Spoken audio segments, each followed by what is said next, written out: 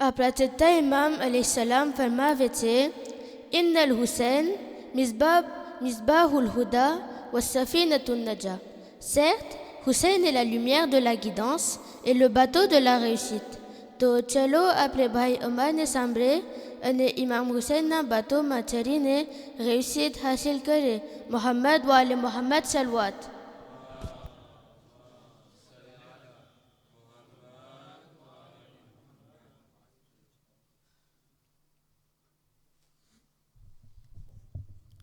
بر محمد وآل محمد صلوات.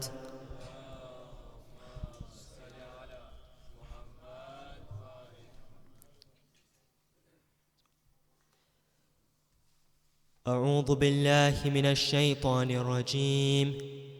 بسم الله الرحمن الرحيم. الحمد لله رب العالمين.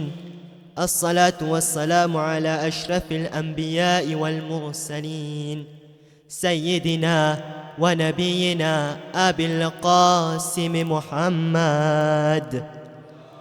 ما صل على محمد وعلى أهل بيته الطيبين الطاهرين المعصومين المظلومين ولعنة الله على أعدائهم أجمعين.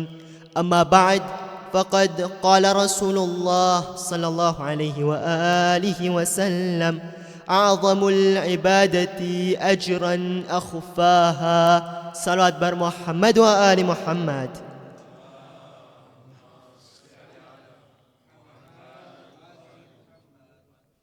આપણા ચોથા ઇમામ કે જેમની શહાદત આપણે અમુક દિવસો પહેલાં જ મનાવ્યા, જેથી ચાહું છું કે હું આ મુખ્તસર મજલિસમાં તેમનો જ જિક્ર કરું.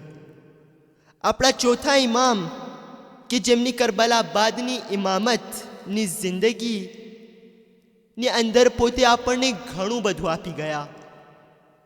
ફક્ત સહીફે સજ્જાદિયા જ નહીં, રિસાલતલ હુકૂક જ નહીં, બલકે ઇમામની પૂરી સીરત, એમની પૂરી જિંદગીને જો ધ્યાનમાં લેવામાં આવે તો ઇમામ જ્યાં દુઆઓ કરે છે, ઇમામ જ્યાં લોકોના હકને બયાન કરે છે, ત્યાં ઇમામ સમાજની અંદર અખલાકી સિફતો અને અખલાકી બાબતોને પણ ફેલાવે છે. અને ચાહું છું કે મુખ્તસર તौर પર તેમની એક સિફત, ઇમામની જિંદગીનું એક લૂસોં, એક દર્સ લેવાના ભાગને તમારી સામે પેશ કરું. ચોથા ઇમામની જિંદગીના કામોમાંથી એક કામ, એક સીરત, એક તરીકો આ હતો કે જેને હું કહીશ ગુમનામ રીતે નેકી કરવી. ગુમનામ રહી અને નેકી કરવી. ઇમામ નેકીઓ કરતા, સારા કામો કરતા, પણ ગુમનામ રીતે, કોઈને ખબર ના પડતી.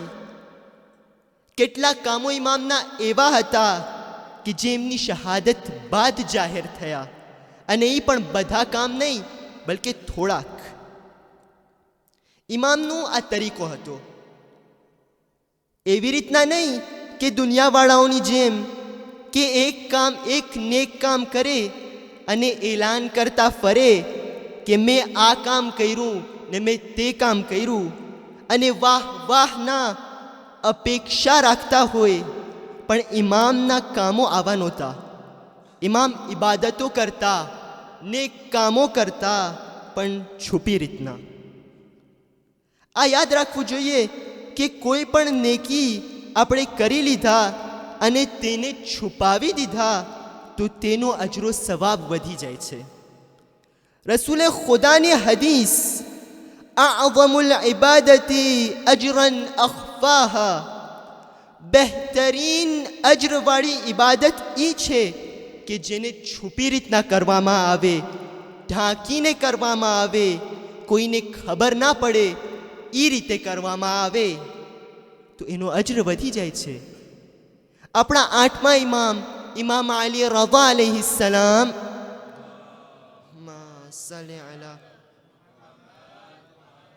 ફરમાવે છે કે એક નેકી જો આપણે છુપાવીને કરશું, છુપી રીતના અંજામ આપશું, તો ખુદાની બારગાહમાં એના બદલામાં 70 નેકી લખાશે. તો એ નેકી, એ છુપેલ નેકી 70 fois કોન્ટે થશે આપણા નામે અમાલમાં. આપણે નેકી કરીએ, લોકોની મદદ કરીએ, પણ છુપી રીતના. એક હાથથી આપીએ તો બીજા હાથને ખબર ના પડે. આપણા ચોથા ઇમામનો એક કુઝા ફામીનો એક માણસ ઇમામ એના ઘરે રાતના સમયે જાતા, અંધારાની અંદર જઈ અને એને માલી મદદ કરતા. દર થોડા થોડા દિવસે ઇમામ જાતા અને સિક્કાની થેલી એને આપી દેતા. ઓલો માણસ અંધારામાં જોતો કે કોઈ આવ્યું છે ને મારી મદદ કરી ગયું, પણ કોણ છે તે દેખાતું નથી. અંધારાની અંદર તે માણસ ઇમામને ઓળખતો નથી. આ જ્યારે માલ લેતો ચોથા ઇમામ પાસેથી તો એના જુમલા આ હોતા કે ખુદા તને જઝાએ ખૈર અતા કરે, તું મારું કેટલું ધ્યાન રાખે છો, પણ મારો એક ચાચાનો દીકરો છે અલી ઇબ્નુલ હુસૈન, તે મારું જરાય ધ્યાન નથી રાખતો. એ મને માલ નથી આપતો, એને મારું કંઈ ખ્યાલ નથી. ખુદા તને જઝાએ ખૈર આપે અને એને જઝાએ ખૈર ના આપે. આવા જુમલા જો બીજો કોઈ હોત તો એને આપવાનું બંધ કરી દેત, પણ ઇમામ આવું નથી કરતા.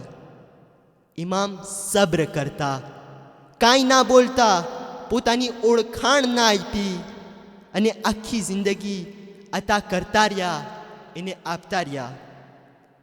ઇમામની શહાદત બાદ ઘણા દિવસ થઈ ગયા, કોઈ ના આવ્યું, ત્યારે એને ખબર પડે છે કે જે આવનાર હતો એ બીજું કોઈ નહીં, મારો ઇબ્ને અલી ઇબ્નુલ હુસૈન હતા. સલાવત પર મુહમ્મદ વ આલે મુહમ્મદ.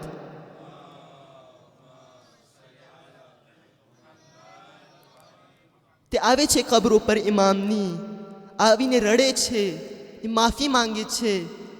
એ મારા ચચાના દીકરા, તમે આટલો સારો વ્યવહાર કર્યા મારી સાથે, મારી આટલી મદદ કરી ગયા, મેં તમારી કદરો કિંમત ના જાણી, તમારા મોઢા ઉપર તમને બુરો કહેતો, પણ તમે આપવાનું ના રોક્યા, તમે આપતા જ રહ્યા. આટલું રડે છે. ઇમામના કામો આવા હતા, છુપી રીતના. કેટલા ઘરાનાઓને ખાવાનું પહોંચાડતા ઇમામ પોતે પોતાના પીઠ ઉપર ગુણી ઉપાડી અને રાતના યતીમોના સહારે રોટલીઓ આપી જતા અને કોઈને ખબર ના પડતી. આ રાજ તો ત્યારે ખુલે છે કે જ્યારે ઇમામની શહાદત થાય છે.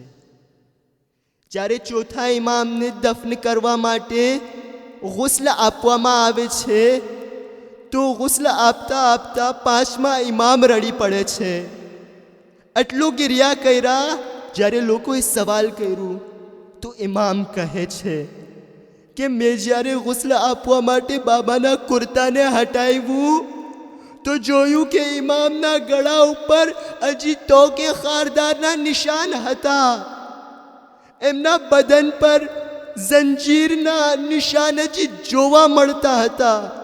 એટલે હું રડવા માંડ્યો. આ એવા નિશાન હતા, એવા જખ્મો, ઇમામના તો ગમ અને મસાઈબ પણ છુપાયેલા છે. અઝીઝો, અમે તો મસાઈબ સાંભળીએ છીએ, પણ ઇમામે તો પોતાની નજરોએ મસાઈબ જોયા છે. જ્યારે ઇમામને સવાલ કરવામાં આવતું કે મૌલા, તમને સૌથી વધારે મુશ્કેલ ક્યાં પડી, તમારા ઉપર સૌથી વધારે મુસીબત ક્યાં પડી, તો મૌલા 3 ફેરે કહેતા, અશામ અશામ અશામ. અલા લઅનતુલ્લાહ અલલ કૌમિ ઝાલિમીન વસયઅલમુ અલ્લઝીના ઝલમુ અય્ય મુન્કલબિન યન્કલિબૂન. ઇન્ના લિલ્લાહ વ ઇન્ના ઇલૈહિ રાજિഊન. મજલિસની કામયાબી માટે બાવાઝે બુલંદ સલાવત.